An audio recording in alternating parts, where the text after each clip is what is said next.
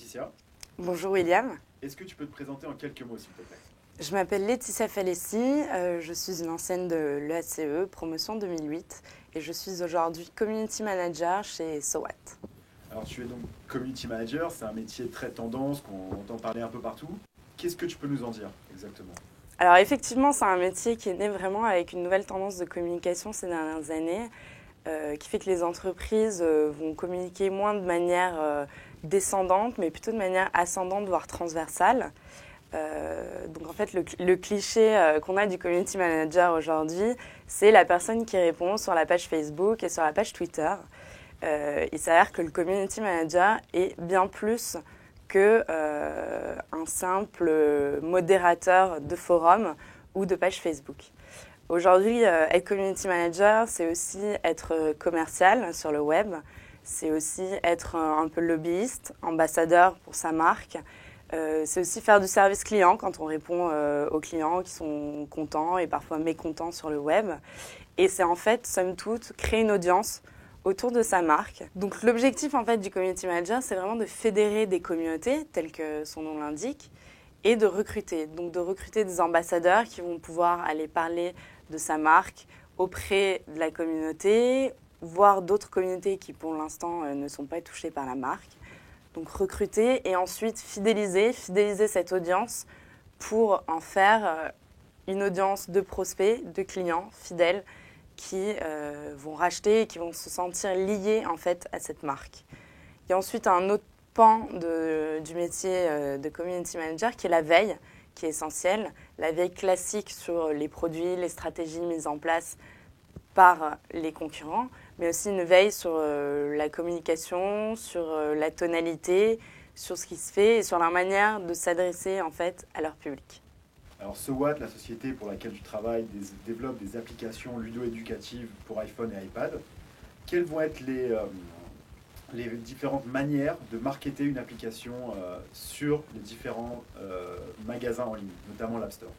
Alors c'est vrai qu'aujourd'hui, Apple détient le plus gros du marché. Il y a à peu près 60 000 applications qui sont sur l'App Store aujourd'hui.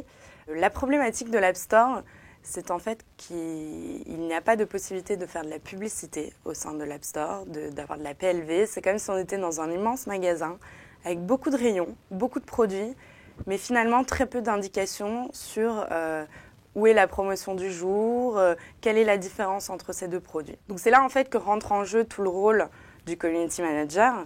C'est-à-dire que la problématique pour un éditeur, ça va être de se dire comment est-ce que moi je draine mes clients directement dans l'App Store pour qu'ils viennent m'acheter et qu'ils me connaissent avant de rentrer dans l'App Store. Puisque c'est un immense magasin et il y a énormément de produits en rayon et très peu de publicité qui est faite. Donc ça passe par se faire connaître dans les communautés. Typiquement, SOWAT, nous naviguons dans l'univers de la jeunesse, donc c'est se faire connaître par les communautés de parents, de pédiatres, d'enseignants.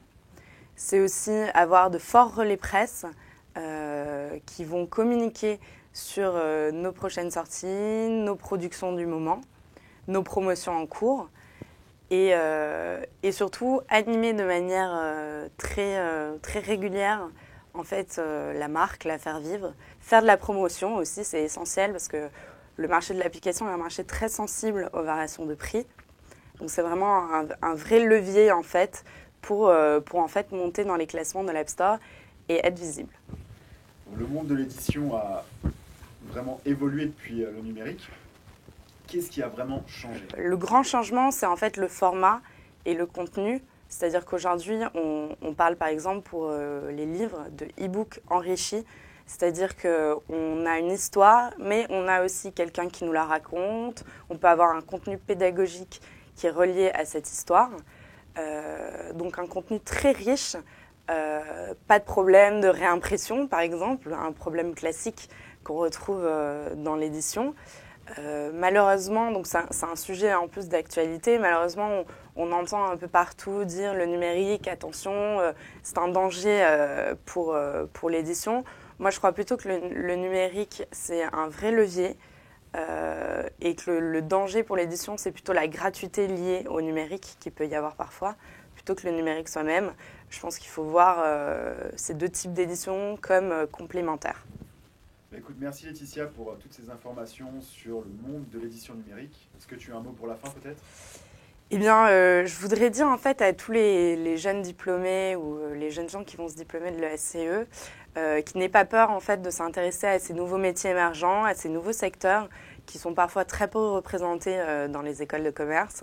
Donc, qu'ils n'aient pas peur, qui s'engagent dedans à corps et âme. C'est des secteurs porteurs d'avenir dans lesquels on apprend tous les jours.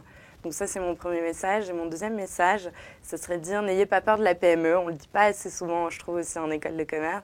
Et c'est un formidable tremplin et un formidable vecteur d'expérience.